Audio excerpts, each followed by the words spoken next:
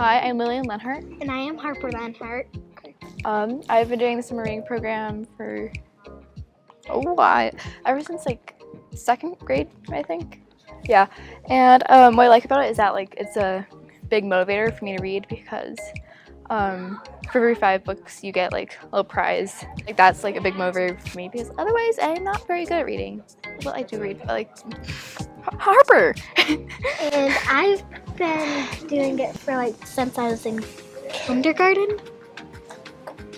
Sure. And what I really like about it is that you get like 5 prizes, and it also like kids, like if they don't like reading, it can make them want to read, and because you get fun prizes at the end. And my favorite book I've ever read, it'd probably be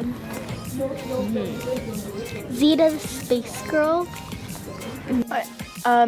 My favorite book that I've ever read was A Court of Thorns and Roses by Sarah J. Maas. Last summer for the summer reading program, I filled out 20 cards. You should really sign up for the summer reading program. It's really fun.